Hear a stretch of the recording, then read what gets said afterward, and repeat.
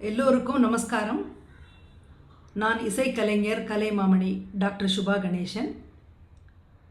இந்த வருடம் 2024 மே மாதம் 9ஆம் தேதி மும்மூர்த்திகளில் ஒருவரான ஷியாமா சாஸ்திரி அவர்களின் ஜெயந்தி தஞ்சாவூர் பங்காரு காமாட்சி அம்மன் கோவிலில் ரொம்ப விமர்சையாக நடந்தது. இதில் இசைக்கலைஞர்கள் எல்லோரும் ஷியாமா சாஸ்திரி அவர்களுடைய ஸ்வரஜதிகளை பாடினது ஒரு பெரிய அனுகிரகம், தெய்வீக அனுபவம் என்றே சொல்லலாம். ஷியாமா சாஸ்திரி அவர்கள் தன் வாழ்நாளில் தேவி உபாசனையிலும் தேவி தபஸ்லையுமே இருந்து நமக்கு கீர்த்தனை வடிவில் பல பொக்கிஷங்களை அளித்துள்ளார். பங்காரு காமாட்சி அம்மன் கோவிலில் தேவி பூஜை செய்து தேவி ஸ்மரணையிலே வாழ்ந்திருக்கிறார்.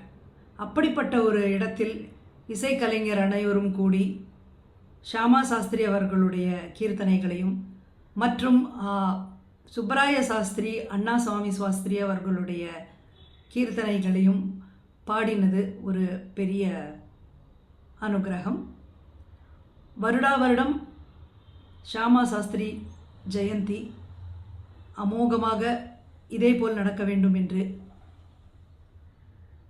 எல்லாம் வல்ல தேவி காமாட்சியை பிரார்த்தித்துக் கொள்கிறேன். இந்த நவராத்திரி நன்னாளில் இந்த அருமையான நிகழ்ச்சியை காமாட்சி பிரவாகம் யூடியூப் சேனலில் அனைவரும் கண்டு களித்து தேவி காமாட்சியின் அருளை பெறுமாறு தேவியை பிரார்த்திக்கிறேன். ஓம் Namashivaya. Namaste, this is Hiranmayi Srinidhi, a Carnatic classical vocalist. On the 9th of May 2024, a group of us musicians had a great fortune to be right there at the Bangaru Kamakshi temple in Tanjavur, right on the day of Sri Shama Shastri's Jayanti. We celebrated the Jayanti by rendering the Swarjatis of Sri Shama Shastri, apart from which we also got to render the compositions of Sri Annasami Shastri and Sri Subraya Shastri.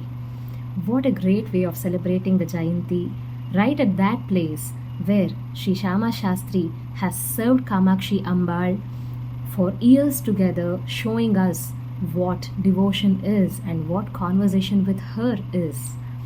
And right at that place where he has composed precious compositions.